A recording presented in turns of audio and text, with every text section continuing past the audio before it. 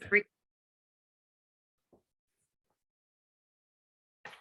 All right, let's talk Harnett County African American history with Desi L. Campbell. I am Desi L. Campbell, and I am excited to be with you here tonight. We have a few people on the line that will be here to help us to discuss some of Harnett County's African American history.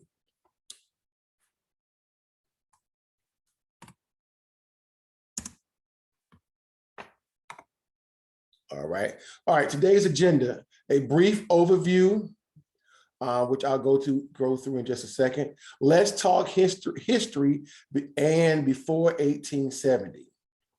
Let's talk cemeteries. Let's talk education, and let's talk religion. Let me go back to the brief overview. A brief overview, we're just going to discuss in short detail of some information about Harnett County African American history that I've researched and have researched for over 20 years, and kind of have compiled some of this information together. And tonight we're going to briefly talk about a few things. Number one, let's talk about before 1870. Before 1870, of course, you know, there was slavery. And if you are a part of the African American race, or if you're not even a part of the African American race, you know, most of you that are into genealogy know and understand it is very difficult to track African Americans before 1870. However, there is something that we have that will help us to find our ancestors before 1870. Fortunately, my family we have been able to track our family all the way back to 1775 because of things like what you see on the screen, which are wills and deeds and inventory papers. So my cousin Dina Hill from Utah, she was able to pull some wills and deeds of some people that lived next door to some of our people that were same names, McNeils. And we figured out, because 5 years after slavery, most likely they're probably close to their enslavers.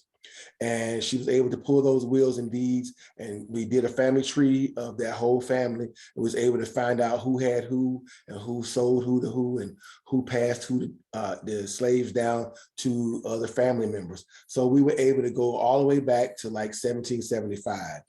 One of the documents that we had to go back to 1775 talks about how Joe and Jenny, I believe it was Jenny, how her mother or her father, I can't remember which one it is, was born in Africa. So we know that somewhere in that range is probably when they first came to America. So we use these wills and deeds to try to track our family down. Of course, sometimes when they go to different family members or different people, their name change. We were originally McLean's, and then we were sold and passed down to the McNeil family. So most of the Joe and Jenny's children became McNeils. I think it was one or two of them that stayed McLean's, but most of them became McNeils. And from that point, we became the McNeils. All right, let's talk about some family. Uh-oh, I went too fast. Let's talk about some family history in Harnett County, North Carolina. From my study of the families in Harnett County, I've found that there are some prominent names, and this is just a few, this is not all of them, but there's some prominent names of African Americans that were in the 1870 census and had very large families. There were the McLeans. Most of the McLeans lived over, well, they kind of lived everywhere, but there was a set of McLeans, quite a few McLeans over in the barbecue area, because that's kind of where the McLean plantation, a couple of McLean plantations were. And then there was another set of McLeans that lived over in Cedar Grove. And then there was another set of McLeans that lived over in Bun Level. And interestingly, most of those McLeans were related to each other. They were just separated from different plantations. Then there were the McNeils. There were several sets of McNeils. Archibald McNeil had a set of McNeils, slave owners, which is where my father's father's side of the family came from. And then there was another Archibald McNeil that was living over in Linden and over in Linden and Carvers Creek area. He had my grandmother's side of the McNeils. Both of their names were Archibald, which was very interesting. And they both had McNeil slaves. Then there were the Campbells. Most of the Campbells I know were in the Upper Little River area of Harnett County. There were the Rays. The Rays were in Barbecue, and there's a little place called Raytown, which I found out later is Barbecue. Then there's the Elliots. Most of them were in the Linden area, and the Carvers Creek area, which is also part of Linden, one part of Linden. Then there were the Smiths. Most of the Smiths, if not all the Smiths, were over in the Averysboro area and also the Riverside area, which back in the day was considered Averysboro. Then there were the Matthews. Most of the Matthews was up in Cedar Grove area, and there were quite a few up in the Coates area and Anger area. Some of these pictures you see are some of the people that I've collected over the years. These gentlemen right here, these three gentlemen are actually three brothers. That is Sherd, John, and Hugh McNeil. They were born in the mid 1800s. They were slaves. They were, one of them, well, all of them are my great uncles. They had their father was Gabriel McNeil. They had a sister named Hepsy, and they had a sister named Penny. And don't ask no questions, but I come from both of those sisters. All right, I come from both of those sisters. And then there is Katie Fauchie. She was a school teacher, very influential in Harnett County, and that's her husband. Up here at the top, that is the son of James Turner McLean. I don't remember his name, but James Turner McLean had a slave narrative done on him. And if you want to look at this, listen to the slave narrative or see it, you can look up North Carolina slave narratives or Harnett County slave narratives. I think there are about 5 or 6 slave narratives that were from Harnett County. This older lady over here, she is a McDougal from Bun Level. Her parents were Nancy McDougal and William McDougal. Nancy was a McNeil, which would have been one of the sisters to these 3 gentlemen over here. So these are just a few pictures. I have several hundred or 1,000 pictures, a couple of 1,000 pictures of Harnett County heritage. Let's talk education. Harnett County had what we call, well, not just Harnett County, but several counties or several states in the southern states in North Carolina had what we call the Rosenwald schools. The Rosenwald schools were schools that were started by Julius Rosenwald. Julius Rosenwald was the owner of Sears and Roebuck. Julius Rosenwald also gave thousands of dollars to Harnett County, to North Carolina, to the southern states to educate African Americans. Harnett County had about 27 Rosenwald schools. These are a few of them. This one over here is Ridgeway. This is Irvin School, and this is Bethlehem's Cafeteria. It's Bethlehem's Cafeteria right there. And most of these schools connected to churches in the area. So Bethlehem is located up near Kipling, and Ridgeway is somewhere out by Johnsonville. And Irvin School, I think this school was in Beaver Dam. But Julius Rosenwald gave that money to start education, to start schools or to fund schools, to build schools in the African-American community in the South. Anybody have any questions so far? Or any comments? All right, let's talk cemeteries.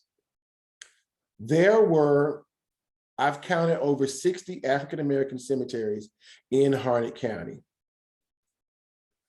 I've been to all of them except for 2.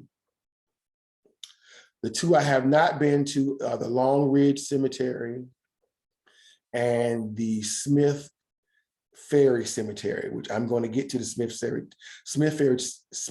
Ferry Cemetery in the next couple of weeks, which is located in Averysboro.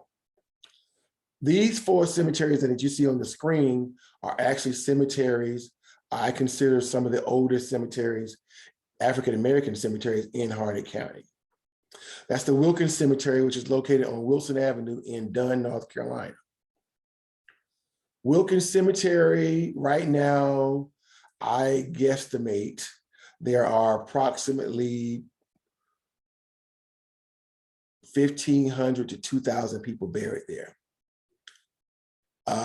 We probably could identify maybe 400 or 500 of those people. There are tons of markers that we can't read or that are torn up, and there are tons of graves that have no markers. And at this point, we are now restoring that, or trying to get that cemetery restored. There is the Wilkins Cemetery Committee, headed by Joey Williams out of Dunn, and they have been working very hard to try to get that cemetery restored and get some of the trees cut down and make it look like a cemetery. They've done a great job so far. My job is to research the families in that cemetery and hopefully connect the families with the, families that are living with the people that are out there buried, so that we can keep it clean. We're in a project right now that we're doing the Wilkins Cemetery Monument Project, and we're trying to put up a monument that will have 20 or 25 names of people that are buried there that do not have tombstones. So anybody want to contribute to that cause, you can go to Facebook and go to the Wilkins Cemetery Facebook page and see if you would like to contribute. That would be great. We are planning a kind of a memorial service on the 4th Sunday of this month, during Black History Month, and that'll be, I think, at 2:00 at the Wilkins Cemetery. All right, the Massey Cemetery. The Massey Cemetery is located in Speartown. I actually went to the Massey Cemetery a couple of months ago. It is in the woods, but it's kind of on the edge of the woods. I was able to get some photographs of quite a few pictures, photographs of quite a few tombstones that are out there, and I've been able to document some of those tombstones. The Bowden Cemetery is in Cedar Grove. I haven't been to that cemetery either. I forgot about that. That is actually in Cedar Grove, and it's kind of on the edge of the woods as well. Fortunately, a couple of my cousins was able to go out there about a month or so ago and get pictures of some of those grave markers out there. So hopefully we're going to get that grave yard restored as well. And then there's the Long Ridge Cemetery, which is located in Linden or Irwin, right up 401, going into Fayetteville. And then it's the Old Davis Chapel Cemetery. So when I first started seeing death certificates for Long Ridge, I was trying to figure out where Long Ridge was, and nobody could really tell me. So I finally asked a guy who was in his 90s if he knew where Long Ridge was, and he told me exactly where it was. And so one of my friends, Cindy Atkins, actually went to the cemetery and called me and told me she went to the cemetery, and she took pictures, and she was able to send me copies of the grave markers that were there. So I kind of studied those grave markers and researched some of those families. A lot of those families are McNeils and Armstrongs, and a lot of Williams that are out there, some Elliots that are out there as well. what I found out later was that Davis Chapel Church was actually called Long Ridge and was actually back in those woods. And then they moved to the highway and started another cemetery closer by the church. Let's talk religion. There are probably 125 to 150 African-American churches here in Harnett County. The church to the right, your left, is Mount Pisgah original Free Will Baptist Church, Mount Pisgah Harnett, original Free Will Baptist Church that was founded around 1860. And of course, I had to put that church on there because that is my church. And that church was founded in 1860 and still stands today. There are several other churches that were founded either in that same, between 1860 and 1870 that are listed, that still stand today as well. And I was able to collect most of the histories of most of the churches in Harnett County. There are some I was unable to get, but most of the older churches, I have their history. Even Littleton Star Littleton Star is located in Shawtown, in Lillington. You see, it was organized in 1893. Interestingly, looking at a lot of this information, a lot of these people that founded some of these churches are my relatives. And didn't even have any idea. Alexander McLean is one of my cousins, and so is G.D. McNeil and E.S. Clark. All right, so that kind of concludes my presentation. All of this information plus more that I have discussed with you is in this book called the Harnett County, the African American Experience. This information is 366 pages of African American history from Harnett County. There's church histories, the Rosenwald schools are in there. There are pictures of all of the cemeteries, all 60 cemeteries, all of the names of the people that we can find from those cemeteries are in that book. There is about 40 or 50 family histories in that book with pictures. There's tons and tons of information in that book with pictures and things. If you want to order the book, you can go to www.africanamericanexperience.org. There are several other books that I've written over the years about Harnett County. I also do Duplin County and Pender County because that's where my mother's families are from. So there's just tons and tons of histories that I've been trying to collect over the years. So the more history we have collected and put in books, then the more history we can leave for our future generations. Before we cut off, I would like to say thank you to the Harnett County Public Library, who has so graciously partnered with me to kind of put these little videos on their website. And I think her name is Della. Della is the reference librarian, I believe. Della, would you like to say something?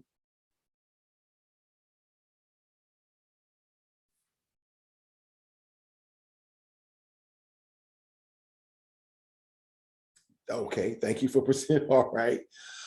Join us on Thursday night, where I will actually be going through some of the family histories that I found in Harnett County. I'll be pinpointing probably about 5 or 6, maybe up to 5 or 6 to 10 families in Harnett County that I'll be talking about, and hopefully have some, well, no, hopefully I will have some pictures and some family histories of those various families. And again, it'll be at 7 o'clock. Invite your friends. This will be posted on Facebook and YouTube shortly. So please share it and share it. If you are friends with us, or friends or on our Facebook page, the African American Experience, the African American Heritage Center, please If you're not friends with us, please join the African American Heritage Center on Facebook. Also, we have the African American Heritage Center, which is actually located at 28 West Front Street, which is in Lillington, North Carolina. We are normally open on Saturdays. Sometimes we open on Monday, Wednesdays, and Fridays. Tuesdays and Thursdays from 4 to 6. Come by and look at some of the information we have. We have a database of a couple of thousand obituaries just from Harnett County alone. We have cemetery database where you can go through and look at some of the cemetery pictures and hope that you will find some of your family. We have about 50 or 60 family histories that you can actually pull out the book and go through it and hopefully, find some of your relatives. And we actually have access to Ancestry.com. Tons of things we have at the African American Heritage Center. Again, it's located at 28 West Front Street in Lillington, North Carolina. Thank you so much. Oh, there's a question. Okay, so also the library in Lillington have tons of resources in genealogy that can help get you started. Me and the library will be partnering to hopefully help you get some things going to find your family history. It doesn't have to necessarily be tied to Harnett County. But we can actually help you get you started. I know that we talked about doing a couple of workshops at the library. Some of them may be virtual, some of them may be in person once we get over the COVID pandemic. However, I am excited about the new partnership between myself and the library. All right, ladies and gentlemen, my favorite line is, now I forgot my favorite line. My favorite line is, make it a great day or not. The choice is yours. Y'all have a good night.